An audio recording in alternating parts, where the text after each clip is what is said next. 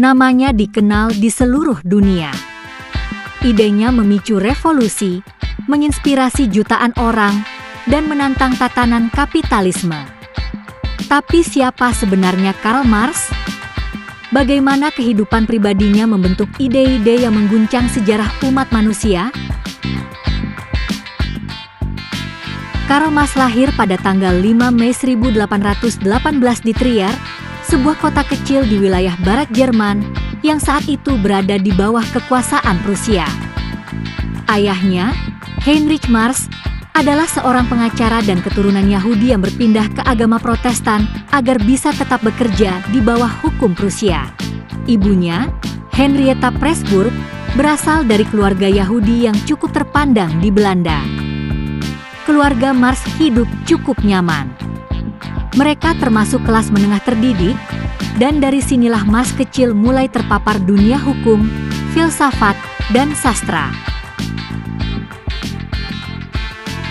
Pada usia 17 tahun, Marx masuk Universitas Bonn untuk belajar hukum, tetapi ia lebih tertarik pada filsafat dan puisi. Ia sempat bergabung dengan klub mahasiswa yang radikal, namun karena kekhawatiran orang tuanya, Marx akhirnya dipindahkan ke Universitas Berlin, pusat pemikiran filsafat Jerman saat itu.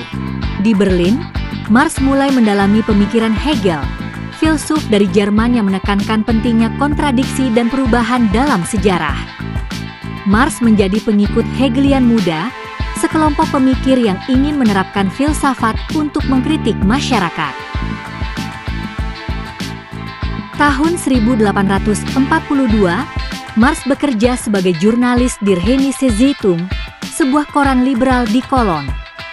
Di sini, ia mulai menulis kritik tajam tentang ketimpangan sosial, kebijakan pemerintah, dan kondisi petani. Tapi tulisan-tulisannya membuat resah pemerintah Prusia. Pada tahun 1843, koran itu ditutup, dan Marx pindah ke Paris, pusat intelektual Eropa pada masa itu. Pertemuan ini menjadi awal dari kemitraan intelektual yang akan bertahan seumur hidup. Bersama-sama, mereka mulai mengembangkan teori yang kelak disebut sebagai Marxisme. Di Paris, Karl Marx bertemu dengan Friedrich Engels, seorang pemuda kaya yang punya pandangan sosial yang sama radikalnya. Namun, keberadaannya di Paris tak lama. Ia diusir oleh pemerintah Prancis karena aktivitas politiknya. Marx lalu pindah ke Brussels, di mana ia mulai menyusun ide-idenya secara sistematis tentang kelas, kerja, dan kapitalisme. Apa yang terjadi setelah ini? Siapa tokoh yang akan muncul selanjutnya? Temukan jawabannya di sesi berikutnya.